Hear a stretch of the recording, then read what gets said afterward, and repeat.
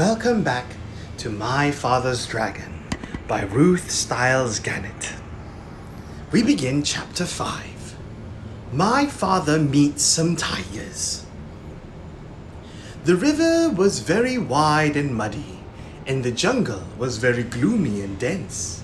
The trees grew close to each other, and what room there was between them was taken up by great high ferns with sticky leaves.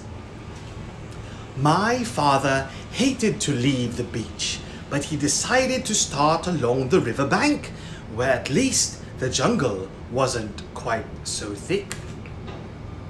He ate 3 tangerines, making sure to keep all the peels this time, and put on his rubber boots.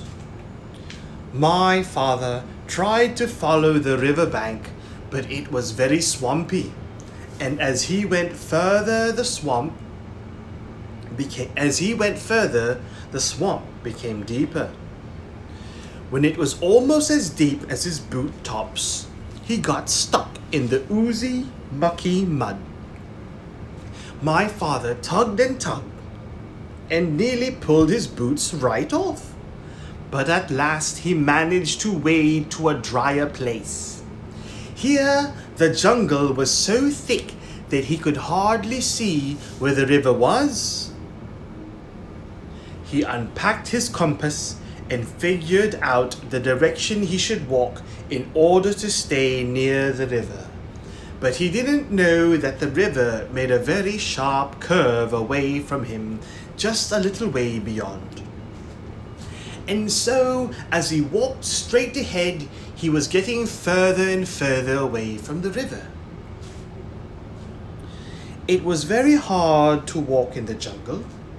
The sticky leaves of the ferns caught at my father's hair, and he kept tripping over roots and rotten logs.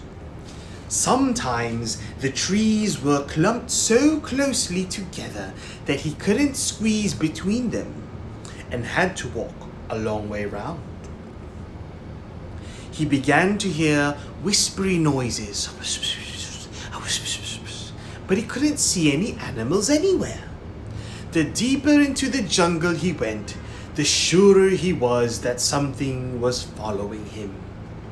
And then he thought he heard whispery noises on both sides of him, as well as behind.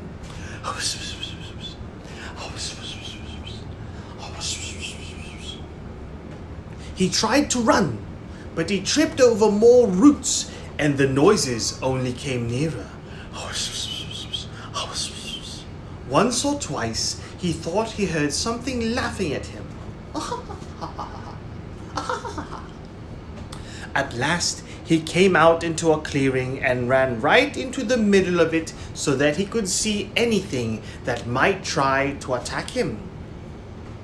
He was surprised when he looked and saw 14 green eyes coming out of the jungle all around the clearing. And when the green eyes turned into 7 tigers. The tigers walked around him in a big circle, looking hungrier all the time. And then they sat down and began to talk. "I suppose you thought we didn't know you were trespassing in our jungle." Then the next tiger spoke. "I suppose you're going to say you didn't know it was our jungle." "Did you know that not one explorer has ever left the island alive?" said the 3rd tiger.